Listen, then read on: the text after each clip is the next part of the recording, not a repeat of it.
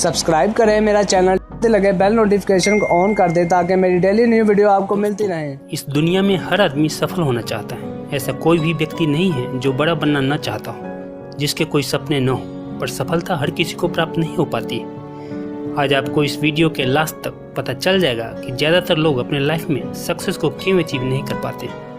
आज मैं आपको एक छोटी सी कहानी बताता हूँ जो मैंने कहीं पढ़ा था। एक दार्शनिक अपने शिष्य के साथ कहीं जा रहे थे। चलते चलते वे दोनों एक खेत के पास रुक गए। दोनों को बहुत प्यास लगी थी, तो वे खेत के बीचों बीच बने एक टूटे फूटे घर के पास पहुंचे और दरवाजा खटखटाया।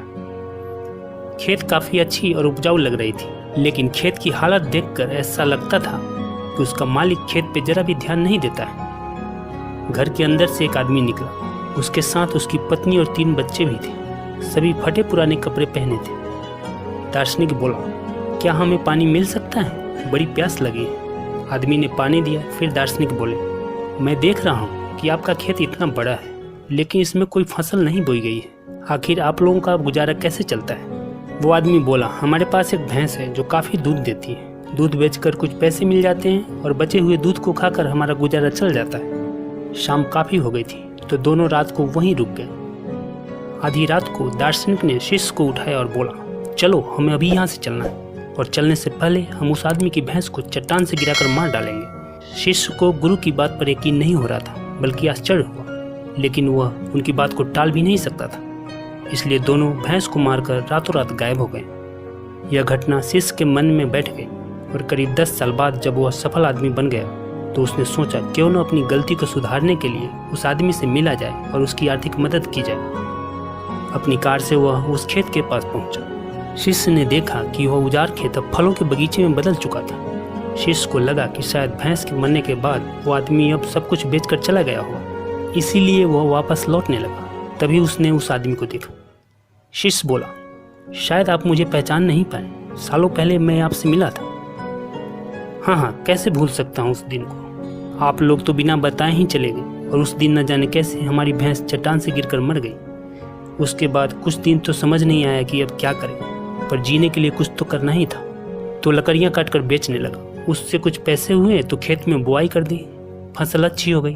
बेचकर जो पैसे मिले उससे फलों के बगीचे लगवा दिए। यह काम अच्छा चल पड़ा, और इस समय मैं आसपास के 1000 गाँव में सबसे बड़ा फलों का व्यापारी हूँ। सचमुच ये सब कुछ न होता अगर उस रात भैंस की मौत न हुई होती। शिष्य बोले, लेकिन यह काम आप पहले भी तो कर सकते थे।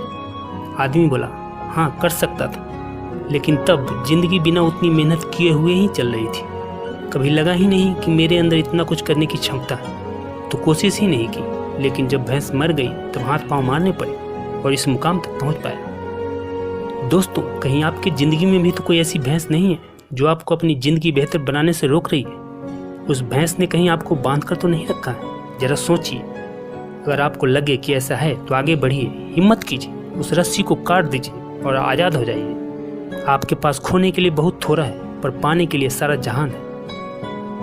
अब आप में से कुछ लोग सोच रहे होंगे कि भाई लेक्चर देना आसान है, पर करना बहुत मुश्किल। बात सच है, पर यह भी सच है कि ये करना मुश्किल जरूर है, पर असंभव नहीं है।